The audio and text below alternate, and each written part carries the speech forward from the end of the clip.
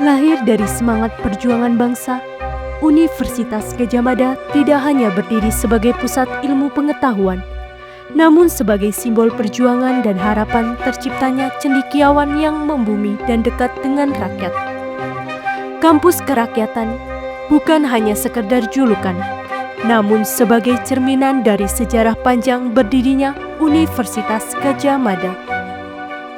Berdiri di tengah hangatnya kota Yogyakarta yang kental akan nilai-nilai kebudayaan, yang menjunjung kesederhanaan dan keharmonisan dalam bermasyarakat, membuat Universitas Gadjah Mada lekat dengan julukan tersebut. Lantas, apakah benar UGM sebagai kampus kerakyatan? Dan apakah nilai yang tersemat tersebut memiliki korelasi dengan aspek sosio-kultural yang ada pada lokasi berdirinya UGM, yaitu Daerah Istimewa Yogyakarta?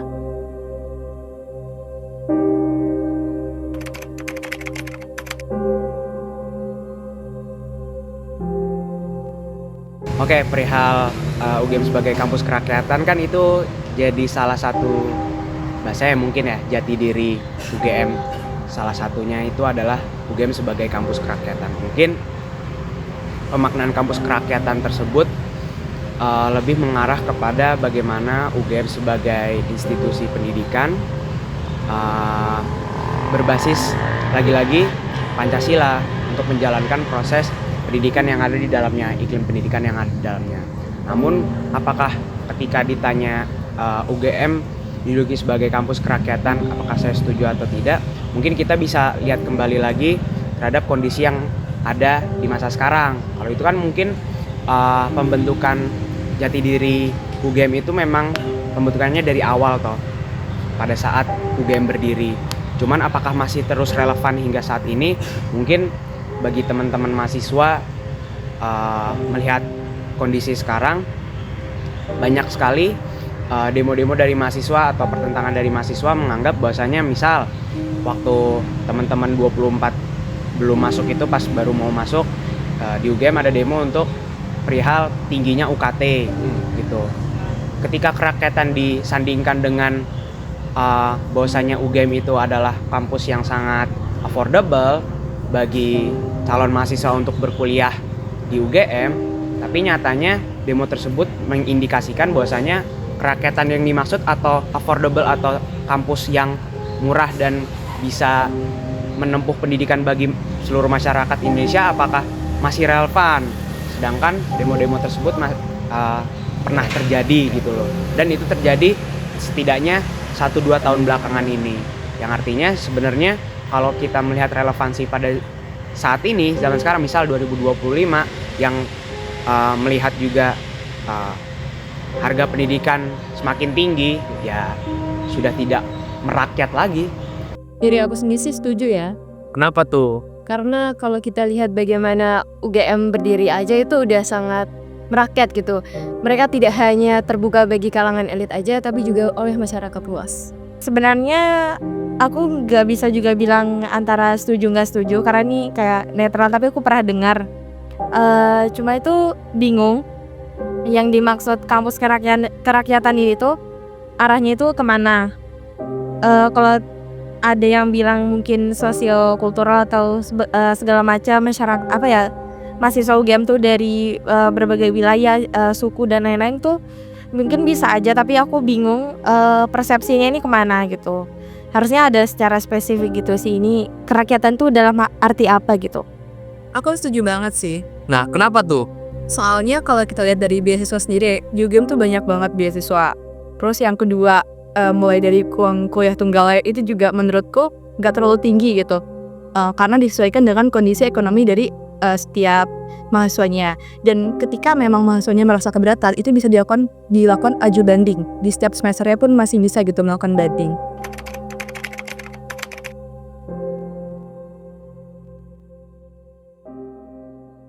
Sebenarnya aku belum baca banyak atau belum tahu banyak tentang apakah penyematan jati diri UGM sebagai, ada berbagai macam jati diri UGM sebagai kampus kerakyatan, Pancasila, kebudayaan dan lain-lain.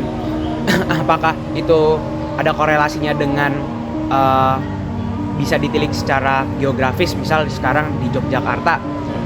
Aku belum baca banyak, cuman mungkin kalau kita bisa kait-kaitkan ya, ketika ada anggapan atau stigma bahwasanya Yogyakarta adalah satu wilayah di Indonesia yang cukup murah dalam artian dari banyak segala bidang kehidupan gitu loh, dibandingkan misal lihat dari UMP, UMR dan lain-lain, mungkin dibandingkan juga dengan di ibu kota di Jakarta. Penyematan tersebut sebenarnya aku masih belum pasti meyakinkan bahwasanya apakah nilai-nilai jati diri tersebut disandingkan dengan geografis, secara geografis, lingkup geografis. Cuman pastinya akan ada kemungkinan yang cukup besar ketika dasar geografis tersebut dijadikan landasan UGM memiliki jati diri yang sedemikian. Misal salah satunya kerakyatan. Oh, karena Jogja itu relatif lebih murah dibandingkan kota-kota besar lainnya, maka mengunggulkan sekali ketika nilai UGM sebagai kampus kerakyatan, yang artinya semua masyarakat Indonesia bisa berkuliah di sini gitu. Karena di Yogyakarta murah. Tapi kalau kita melilik ke kondisi sekarang, rasa-rasanya ya seluruh, bahkan di tiap kota pun, kota besar maupun kota kecil pun seperti kabupaten dan lain, Jogja termasuk bukan lagi dianggap sebagai kota atau wilayah yang affordable lagi seperti narasi saat zaman dahulu gitu loh. Ya karena sekarang globalisasi terus berkembang, kemajuan tiap daerah terus berkembang. Ya Yogyakarta tidak akan stuck terus menerus gitu dengan adanya iklim progres kemajuan negara yang terus berlanjut gitu. Jadi menurutku secara geografis yaitu entah pembacaanku kurang ya, atau memang kalau ternyata memang dari dasar geografis itu mempengaruhi penyematan kampus kerakyatan terhadap UGM, menurutku sudah tidak relevan lagi. Oh, menarik tuh. Kalau dari aku sendiri sih kayaknya ada ya. Karena kalau kita lihat bagaimana Jogja sebagai kota budaya, kota yang akan kental akan kehidupan sosialnya yang inklusif, itu menjadikan kota Yogyakarta sebagai kota yang membumi dan sangat cocok dengan berdirinya UGM sebagai kampus yang merakyat. Kalau mungkin dari segi geografisnya ya, mungkin bisa jadi sih. Kayak mungkin posisi di tengah-tengah atau kayak dari wilayah lain jadi lebih dekat atau gimana. Mungkin bisa jadi. Tapi di satu sisi aku kayak merasa ini kadang-kadang agak kurang kultural juga sih. Entah itu baik dari pihak mahasiswanya ataupun dari dosennya gitu. Mungkin ada 1 atau 2 kasus sendiri yang kayak bikin mahasiswa ini gak nyaman. Contohnya tuh kayak rasisme. Karena aku sendiri juga selama di sini aku juga pernah mengalami hal ini. Jadi yang itu tuh datang dari mahasiswanya sendiri. Jadi kan kita berbeda suku ya, tapi rasis gitulah jatuhnya ke aku. Dan aku masih menanggapi hal ini tuh kayak ini bukan hal yang wajar dan bukan hal yang normal. Jadi kayak harusnya tuh ini jadi permasalahan yang main cukup serius gitu, Mas. Tentunya sangat ada sekali, karena di Jogja sendiri bagiku ya itu sangat menjunjung tinggi kebudayaan mengenai kerakyatan, dan pastinya nilai-nilai tersebut juga berkaitan dengan Universitas Gadjah Mada sendiri. Balkis dan Aksa menyatakan setuju bahwa Universitas Gadjah Mada adalah kampus kerakyatan.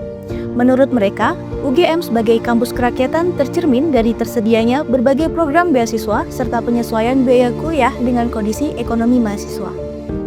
Mekanisme banding biaya kuliah yang dapat diajukan setiap semester semakin memperkuat nilai inklusivitas tersebut. Namun, Singgi dan Miska menyatakan tidak setuju bahwa UGM adalah kampus kerakyatan karena mereka berpendapat bahwa hal itu sudah tidak relevan lagi saat ini.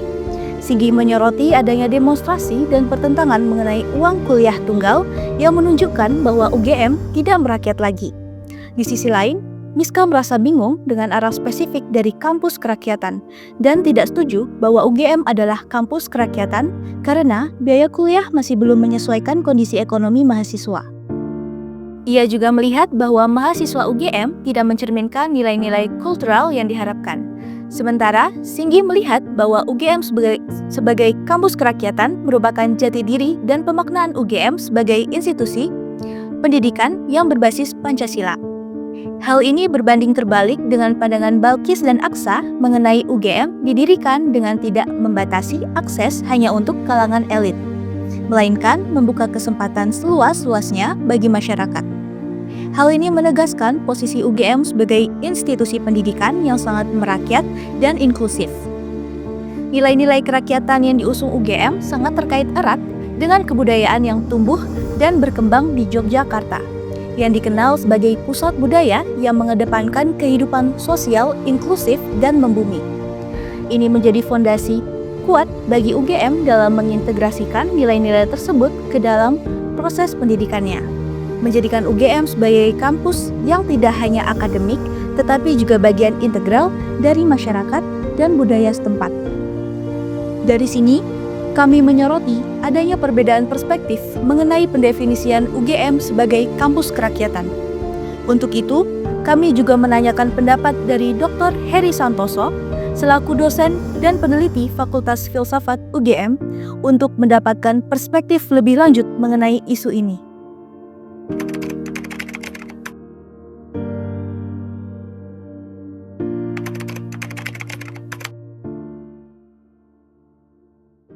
Universitas Gadjah Mada itu pada awalnya embrionya bernama BPT Gadjah Mada, Balai Perguruan Tinggi Gadjah Mada. Itu Vrije University, bukan Stad University.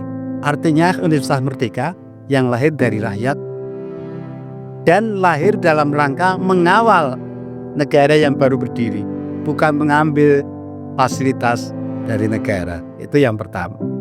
Yang kedua, Universitas Kerakyatan itu ditunjukkan oleh Gadjah Mada sejak awal. Tahun 51, Gadjah Mada sudah terlibat dalam program PTM, Pengerahan Tenaga Mahasiswa ke seluruh Indonesia. Itulah yang menjadi cikal bakal KKN. Pada waktu itu di luar Jawa hanya ada 25 SMA dan 10 tahun kemudian bisa menjadi 125 SMA. Dan itulah cikal bakal dimungkinkannya berdirinya perguruan tinggi di seluruh Indonesia. Kemudian yang ketiga, dari awal Gadjah Mada mendesain program-program yang orientasi kerakyatan. Misalnya apa? Filsafat Pancasila, ekonomi Pancasila, historiografi Indonesia, demografi Indonesia. Ada program praktis misalnya KUD, Koperasi Unit Desa, Puskesmas, kemudian transmigrasi, bahkan keluarga berencana itu lahir dari Gadjah Mada. Termasuk diantara undang-undang pokok agraria yang berorientasi pada kerakyatan. Saya pikir itu gambaran yang sangat jelas tentang kampus kerakyatan. Bahkan Soekarno ketika meresmikan gedung pusat UGM pada 19 Desember 59, dia mengatakan begini, gedung ini dibuat dengan uang rakyat. Terus universitas ini milik rakyat.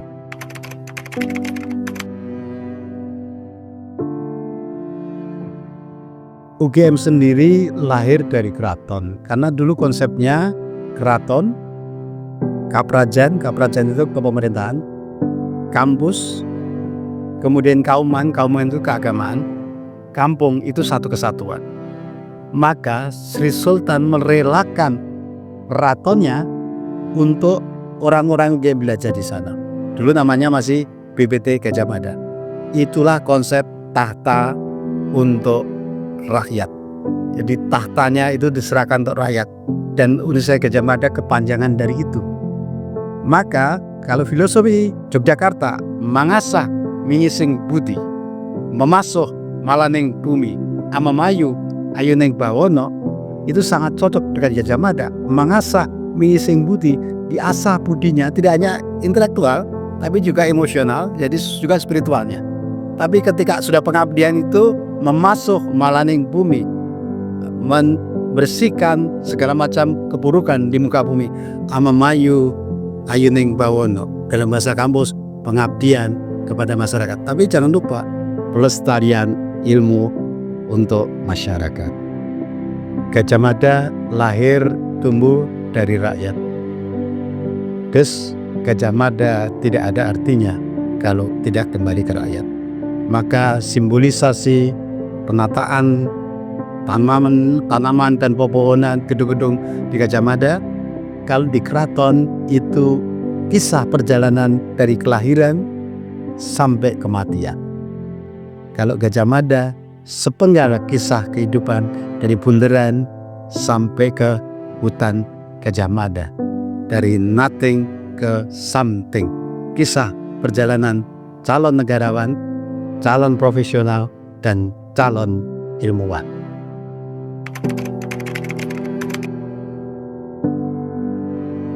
Akhirnya, konstruksi dari eksistensi Universitas Gajah Mada akan selalu berakar pada rakyat. Ia lahir bersama rakyat, tumbuh bersama rakyat, dan tidak akan memiliki makna sejati ketika ia tidak kembali kepada rakyat. Hal ini bahkan tereplikasi pada tatanan fisik Universitas Gajah Mada, dari bundaran ke hutan UGM, yang seolah merepresentasikan atau merefleksikan bahwa perjalanan sederhana menuju kepada perjalanan yang berarti. Sehingga hal ini menjadi metafora bahwa UGM akan selalu menjadi universitas yang berdasar pada kebutuhan dan kepentingan rakyat.